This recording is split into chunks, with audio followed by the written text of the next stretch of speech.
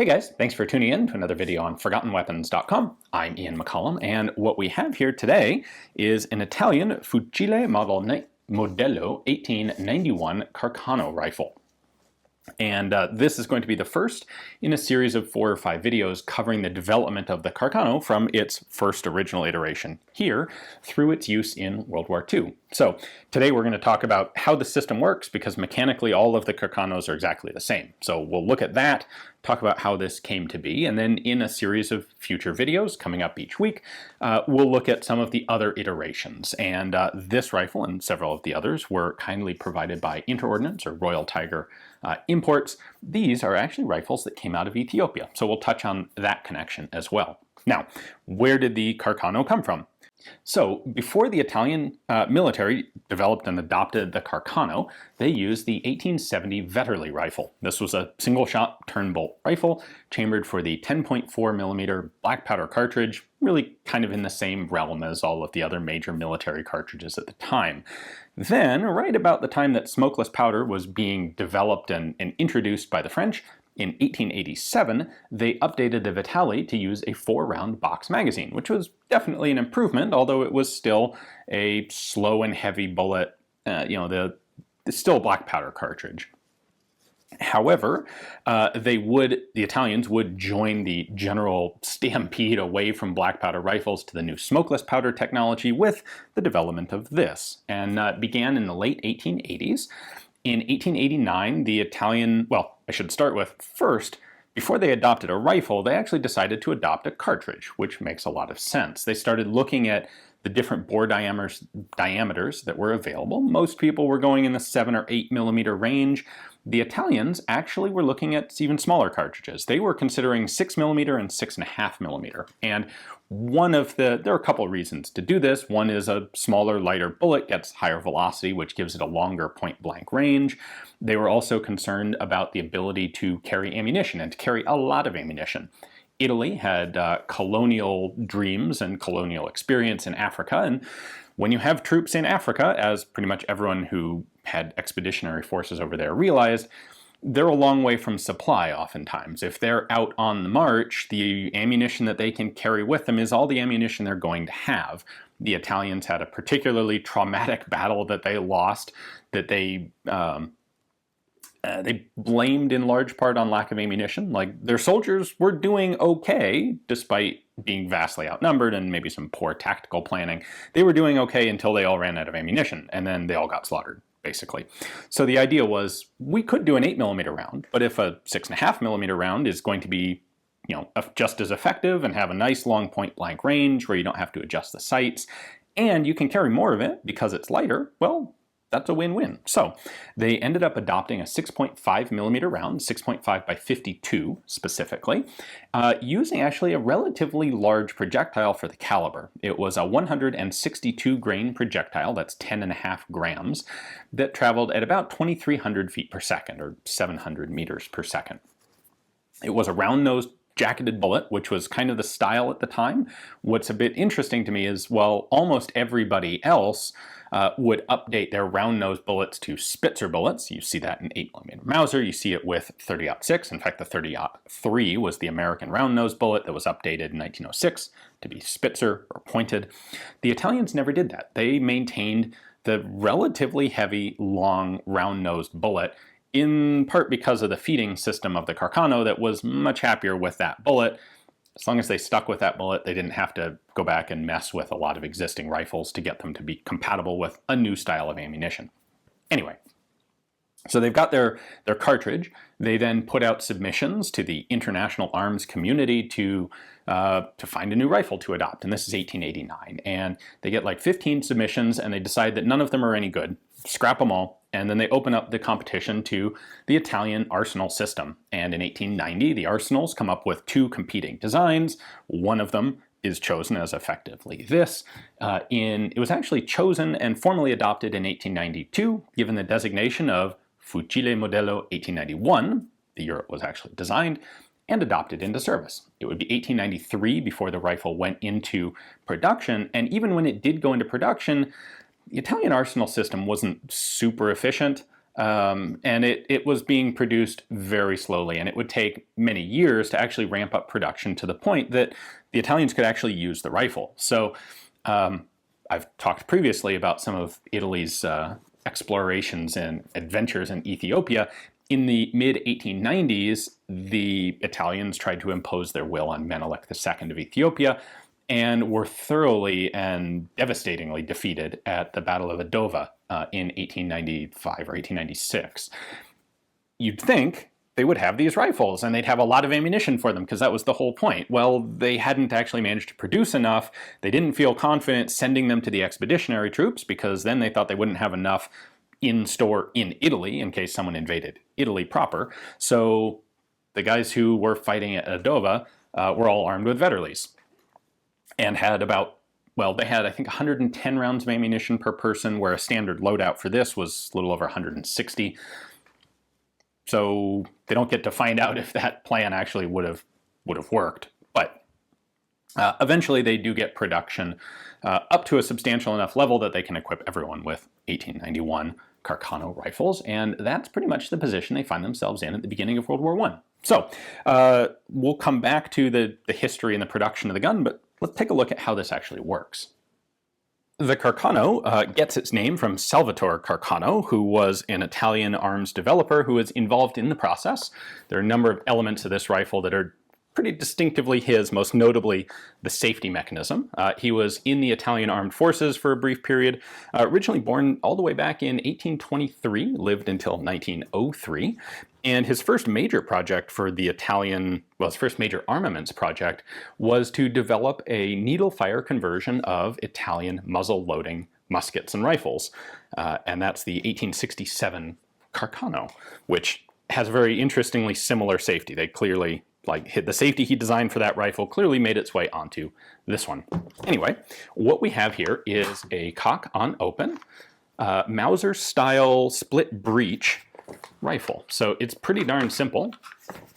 I will mention just right now, before we take the bolt apart, the magazine system uses a 6-round en bloc clip. This is a brass example. Actually, most of them were steel. Now, I don't have an example here loaded with the original 6.5. This is 7.35 ammunition, which we'll touch on in a later video. That's the model of 1938 rifle. But the clips are identical for both versions, well, for all versions of the Carcano. They hold 6 rounds. They are omnidirectional, so you can put them in like that or like that. It doesn't matter, which is a good thing.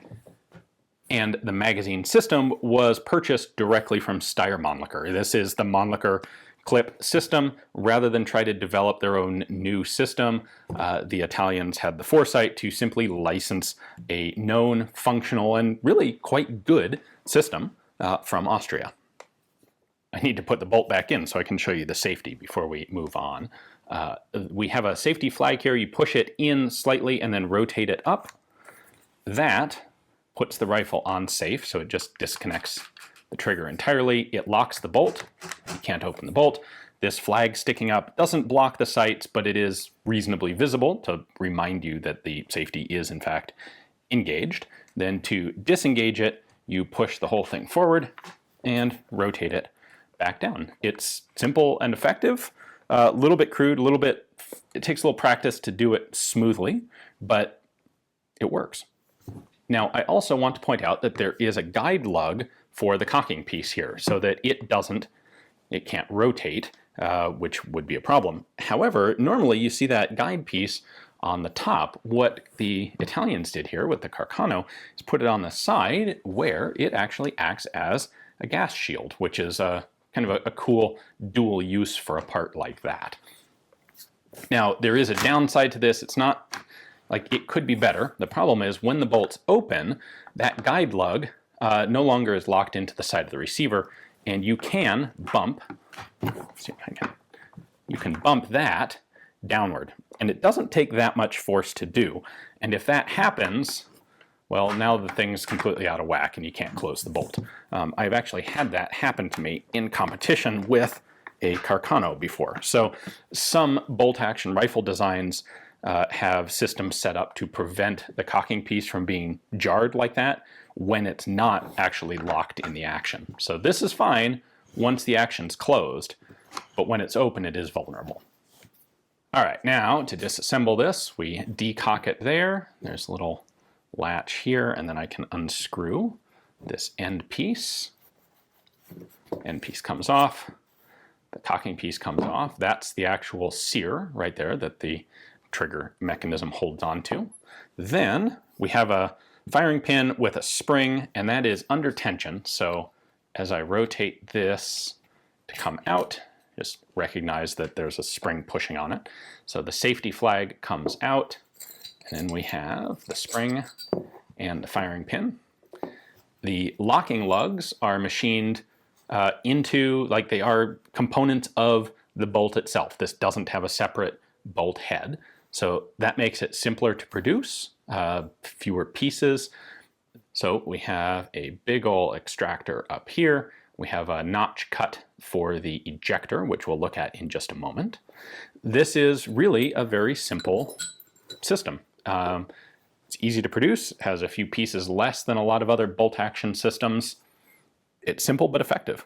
Carcanos are typically all going to be marked with a date, a manufacturer, and a serial number on these facets of the barrel.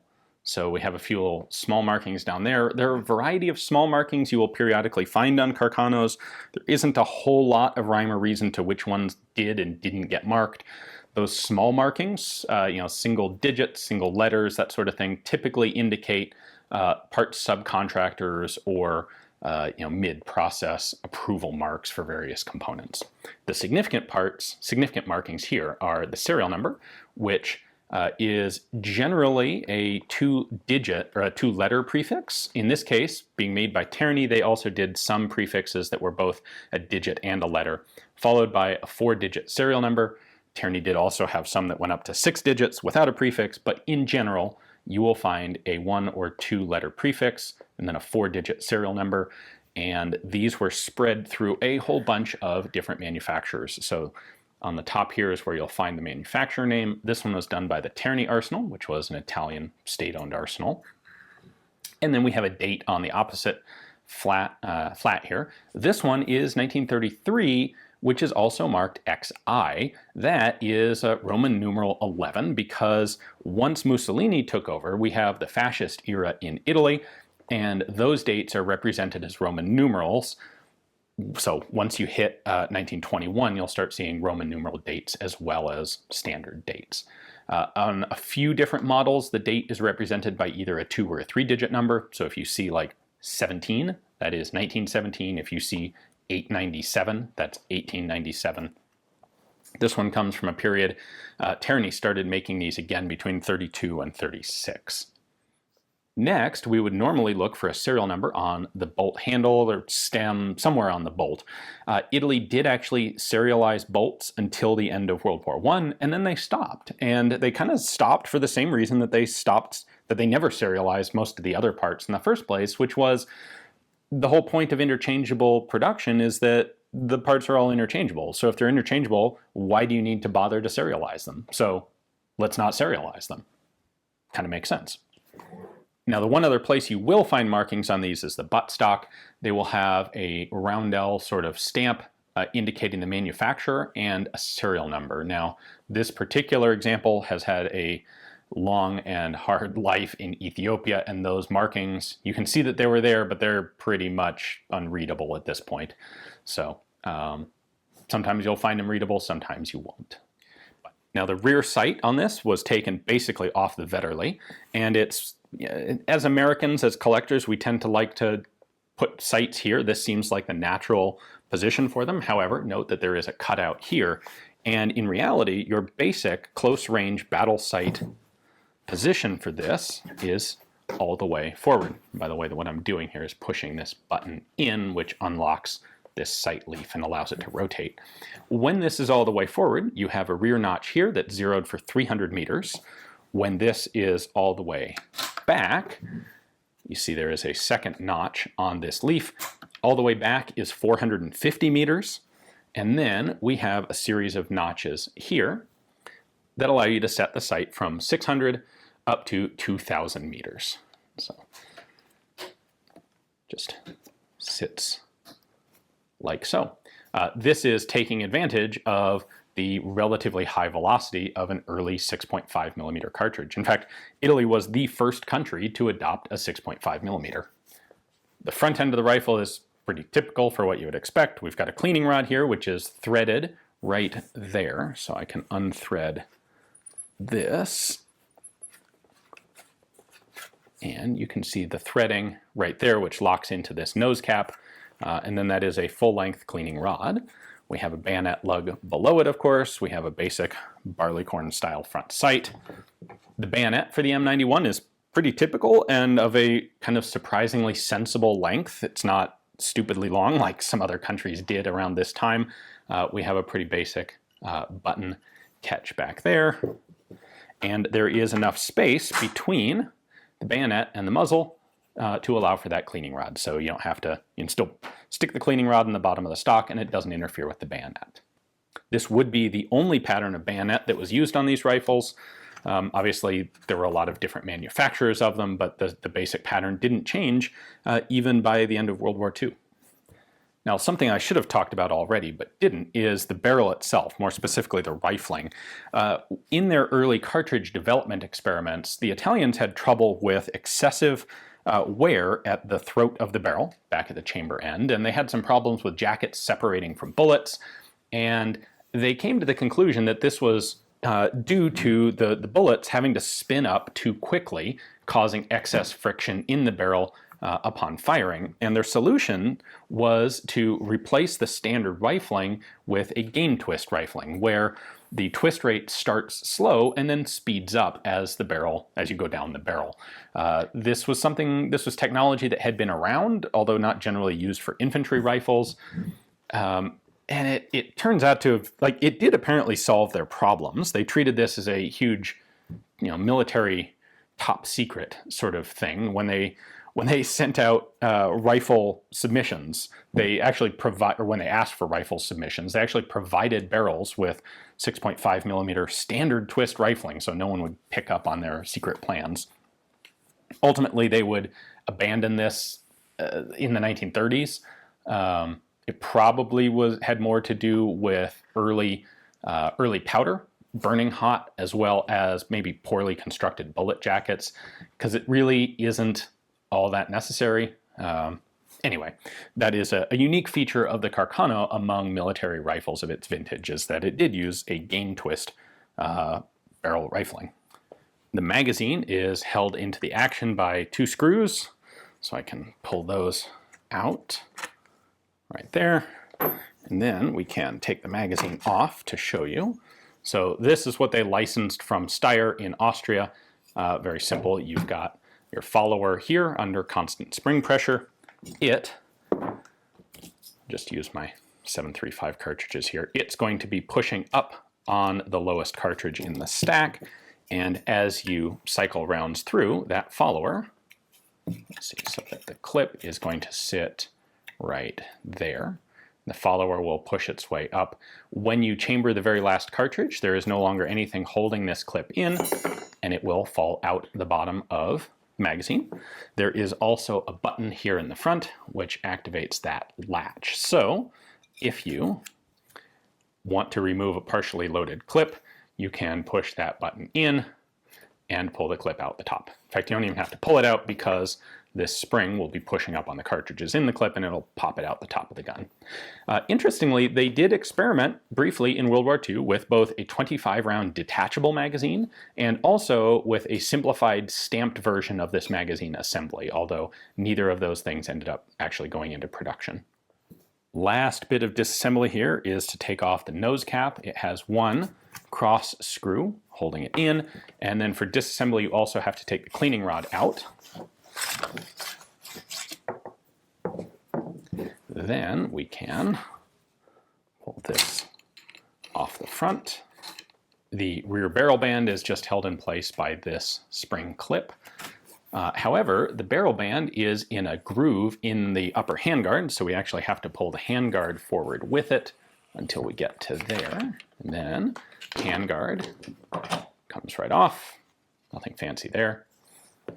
And then we can take the stock off entirely and we're left with our action here. The reason I went this far down is I want to show you the trigger mechanism, which is, again, simple and pretty cool. So what we have are three things going on here.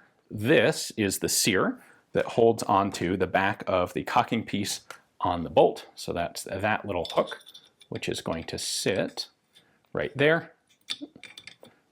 being pushed forward by spring pressure. When you pull the trigger, that block goes down, which releases this, and it can snap forward and fire. Then we have this guy on the front, which is the ejector. So that slides in this groove right here, and it is spring-loaded. And then lastly, we have that lug right there, which is the lug that holds the bolt in place. So to pull the bolt out, you pull the trigger, which drops that lug and allows the bolt to come out the back of the receiver. Now, all of those functions are performed by a grand total of 4 parts and 1 spring, plus a pin to hold it in place. So I can just push this pin out, pull that out there, and there's the whole assembly. That pin holds right here, so when you pull the trigger back, it pulls this lug down. That's the bolt stop. We have the ejector itself right there, which is nested inside the 1 spring. We have the trigger, which is held in place by a second pin. But as you pull the trigger back, these lugs are going to hit on the bottom of the receiver and eventually force this to cam down, which fires the gun. What we have here is a rifle that is simple and effective. It's not particularly fancy. It's not the smoothest rifle out there. The bolt doesn't feel all that great when you're operating it, but it is strong and it does work. There are people who will say that the Carcano is a weak rifle, that they were poorly made. That's simply not true. The steel is fine. The design is fine. The Germans in World War II, at the very end of World War II, were able to convert these rifles to 8mm Mauser without them blowing up. And that says something. If the rifle can handle that, it's fine. It wasn't designed for anything near that. The basic locking system is very Mauser-ish. It's a strong system. However, people look at the simplicity of the design, the fact that it doesn't have a lot of frills to it, and they take that as a sign of inferior quality, or somehow that means it's bad. While at the same time, we also look at things like late war, last-ditch German production rifles, and a lot of people will look at those guns and say, well, why didn't they make these changes even before the war? Why were they bothering to make rifles that had this high, very fine blue polish, high polished blued finish, and sight markings on the underside of the rear sight, and all of these fancy, extra, time-consuming, expensive operations? Well, you can't denigrate one country for making its rifles too fancy and the other for making its rifles not fancy. There's a little bit of cognitive dissonance going on there. And what the Italians did is they put together a rifle that suited their industrial capacity in the 1890s, a rifle that was reliable, functional, it didn't need to be pretty, and as a result, when it came to World War I and later World War II, having to make these rifles in great numbers under severe stress, they were able to. I think the Carcano really is an underrated rifle. It's definitely not the best, but it's a lot better than a lot of people think it is. In 1915, when Italy entered World War I, they had produced a grand total of about 900,000 of these M91 long rifles. That was enough to equip their standing army and also fill their reserve requirements. Of course, that wouldn't be enough to actually get them through World War I. Naturally, as with everybody who got into World War I, it was a little worse than anyone expected.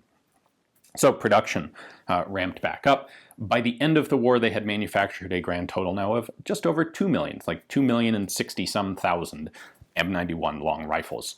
It remained the standard arm of the Italian infantry, although by that time they had recognized that the length was really kind of cumbersome, and they started looking after World War I more at carbines, and we'll touch on the carbine versions of this rifle in the next video in this series. But they did actually continue to make the long rifle version all the way into and during World War I. So it would ultimately be replaced by the Model 41, which is also a rifle that will get its own independent video. Ultimately, by the time they stopped production completely in the 1940s, they manufactured a grand total of a little over 3.5 million M91 Carcano long rifles. So really quite a common rifle. They ended up going to a lot of other places, largely places that were in various ways influenced by Italy. A lot of them got into the Balkans, they moved their way into Greece, and of course they moved their way into North Africa, where the Italians used them extensively over the decades. So this particular example came from Interordnance, or Royal Tiger Imports, and it is one that was exported or imported to the US out of Ethiopia. So it's led a long and hard life, but it's a good example of, in this case, a fairly late production, 1930s, M91 Carcano long rifle. So a big thanks to Royal Tiger and Interordnance for providing this rifle for the video. You can check out all the interesting stuff that they have available on their website. And we will be back next week looking at the early M91 carbines. Thanks for watching.